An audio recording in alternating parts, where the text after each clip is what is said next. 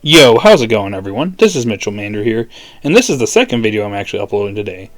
I actually did an episode review for episode 204 of Boruto Naruto Next Generations, the Naruto and Sasuke vs. Jigen fight, and you should go check that out if you got a second, but we're going to be talking about the manga chapter here in this video. So this is for chapter 59, and it was quite an interesting chapter. There was some interesting developments in this chapter, and I'm curious to see where we're going into chapter 60. Anyways, before I get into the chapter review, if you're new to the channel and you like this type of content, be sure to like, subscribe, and hit that notification bell. It'd be pretty cool if you did that. Alrighty, let's get on with the review, shall we? So I like how the chapter starts off with Code, a young Code, choking a young Kawaki.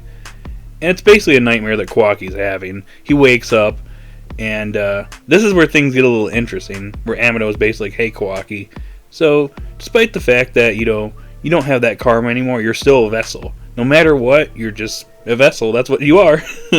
Kawaki obviously doesn't like this, and he attacks Amado. But Amado basically talks him down. Basically asks him if he wants power. We really need power because Code is someone you can't exactly take down right now. Naruto, if he went up against Code right now, would definitely lose. We don't know how much power he's lost since he lost to Nine Tails, but I can definitely say he would die if he faced off against Code. So you really got to step it up, Kawaki. So actually, if you want me to, I could actually etch you a new karma. And seriously, what is this guy Amado? Like, does he just know everything in and out about the Otsutsuki clan so he can brand somebody with a karma, but he can't remove one? Seems pretty suspicious if you ask me. But anyways, this karma would be kind of similar to Code's, in which it probably would be a white karma seal, because Ishiki's soul wouldn't inhibit Kawaki's body, so there's no chance of Ishiki coming back. So his karma would just be a power booster, and Kawaki wants power, so Amado is basically offering Kawaki power. Also, I like the fact that they brought up the whole plan that Kawaki came up with to resurrect Boruto by planting a karma seal onto Code. But Amado brings up the fact that Code already has a karma seal, so we're not exactly sure if Boruto would be able to etch a karma on the Code. Which kind of makes sense, because since Ishiki wasn't able to etch Code with an actual karma seal, he just got the white karma seal.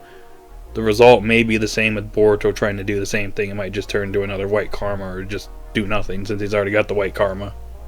But anyways, Kawaki's angry, so he takes off. So the scene shifts over to Code, Ida, and Bug in Boro's cult hideout in that wintry area.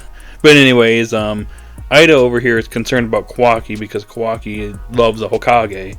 So she asks Code not to kill the Hokage, but even though Code's a simp for Ida now, he's not backing down on wanting to kill the Hokage and the others, because they took away his god, so they have to pay.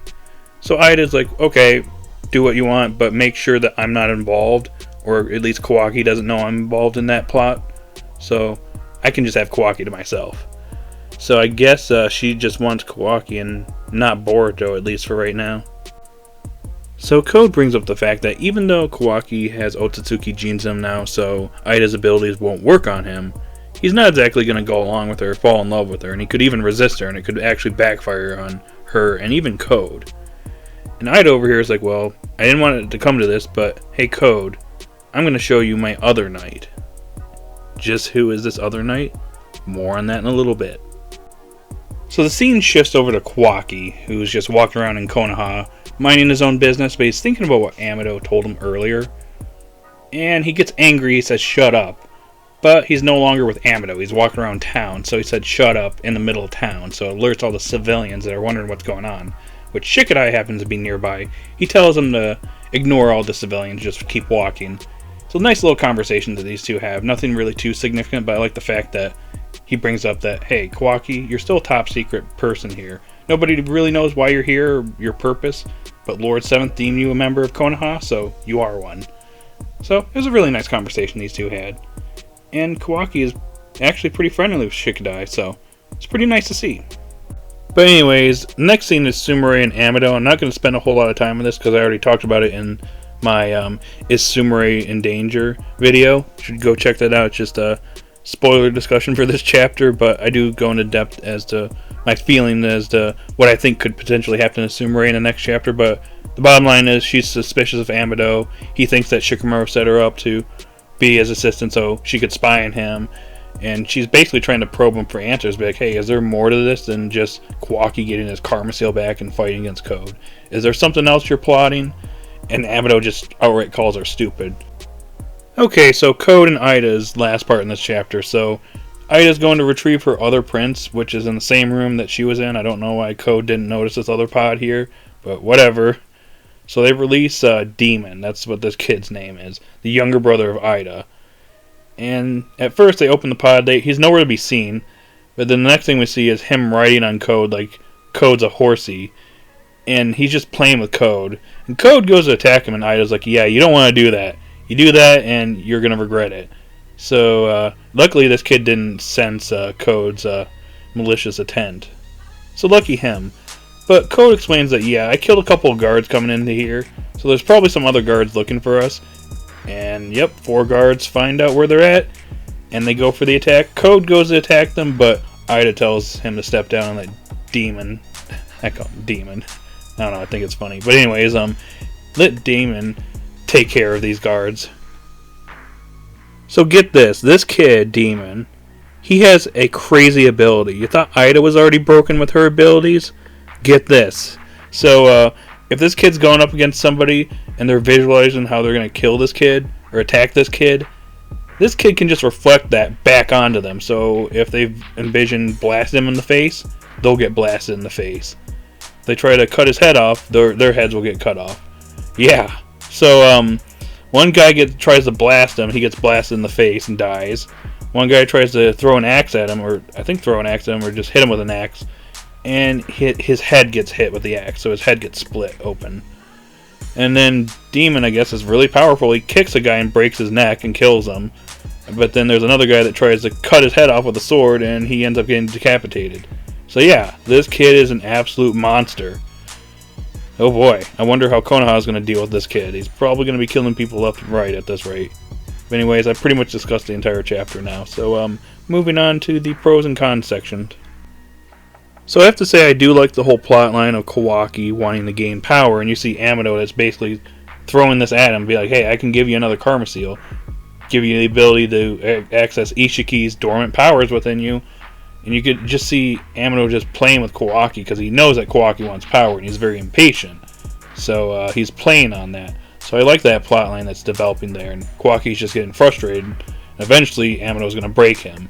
And I also like the fact that Sumire is suspicious of Amado. We've seen several panels of her being a little suspicious of the guy, and she outright confronts him in this chapter, and I really like it.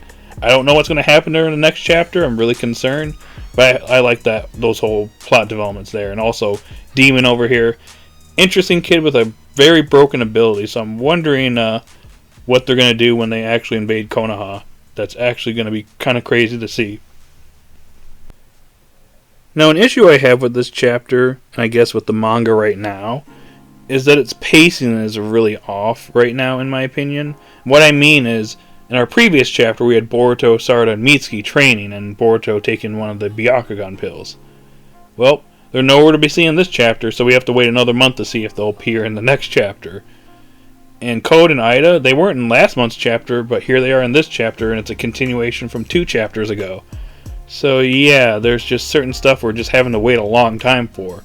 It wouldn't be a problem with a weekly series, but since this is a monthly series, the wait is a bit agonizing. And right now, it's just, everything's really slow right now. I'm hoping things start to pick up in the near future with certain plot developments.